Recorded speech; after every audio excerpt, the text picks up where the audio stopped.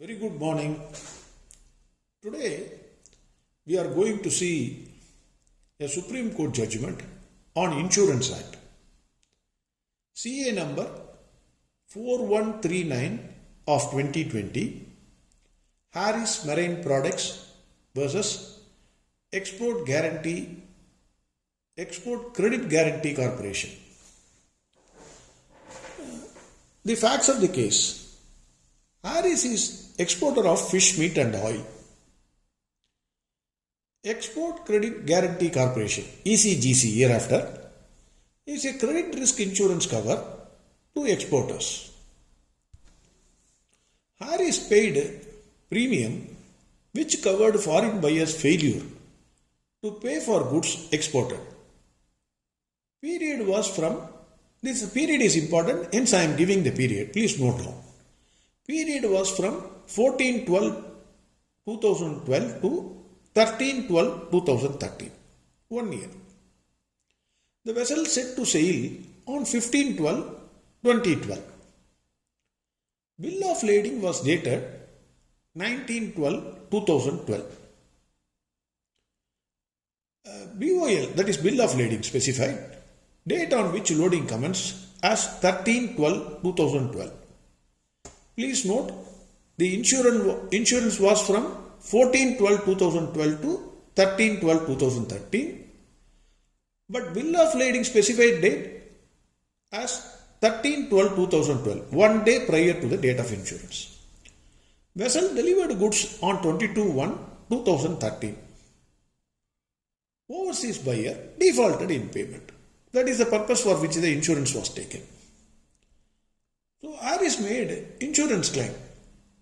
It was rejected based on the independent review committee report that the onboard bill of lading was 13/12/2012, just 1 day prior to effective date of the policy. Complaint filed by Harris before National Consumer Dispute Redressal Commission was dismissed. They said no. The issue before the Supreme Court was, there were two issues. One is, which date is important, whether date of loading the vessel or the date on which the foreign buyer failed to pay the amount. If you remember, the insurance policy was taken only if the foreign buyer defaults the payment. That is the purpose for which the insurance taken. But goods were loaded just 1 day prior to the date of insurance. So the question was, which date is important? Date of bill of lading or date of default by the foreign buyer. The second one is rule of contra proferentem. That is, how to construe an ambiguous term in an insurance contract. These two issues were there before the Supreme Court. Supreme Court held that the date of loading goods onto the vessel, which commenced 1 day prior to the effective date of policy, was immaterial to the purpose for which the policy was taken. The date on which a foreign buyer failed to pay the goods exported is important as far as this policy is concerned. This is the first decision of the Supreme Court on the first question. On the rule of contra proferentem, that is, ambiguous term in insurance contract is to be construed harmoniously by reading the contract in its entirety. If after that no clarity emerges, that the term must be interpreted in favor of the insured, that is, against the drafter of the policy. It should be in favor of the insured. That means it should be against the insurance company which drafted the policy. This rule assumes a special significance in boilerplate contracts, that is, contracts in which the insured has little or no countervailing bargaining power. The Supreme Court observed that the policy in question demonstrates that it was taken to protect against the failure of the foreign buyer in paying the Indian exporter for goods exported, and not a policy to cover transit insurance. Supreme Court held that while interpreting insurance contracts, the risk sought to be covered must also be kept in mind.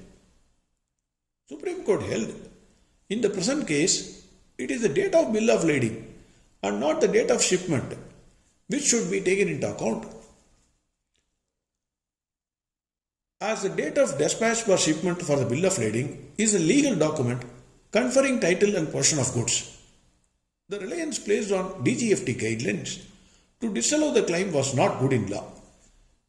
Because even though the goods were loaded on 1 day prior, the date of bill of lading was 1912. It was not 1312. It was 1912. So that is why Supreme Court says the date of bill of lading must be taken into account and not the date of loading the goods onto the ship. The Supreme Court rejected the reliance placed on DGFT guidelines to disallow the claim was not good in law. On the application of DGFT guidelines, the Supreme Court noted para 9.12 of Foreign Trade Policy, which stated that the date of bill of lading is the date of shipment. Hence, the Supreme Court held ECGC credit could not be denied to Harris. Further, to deny the export's credit over an incorrect interpretation, that too with delay, amounting to only 1 day, goes against such duties of ECGC. The order of NCDRC was set aside and relief was granted to Harris. Thank you very much. Have a great and wonderful day.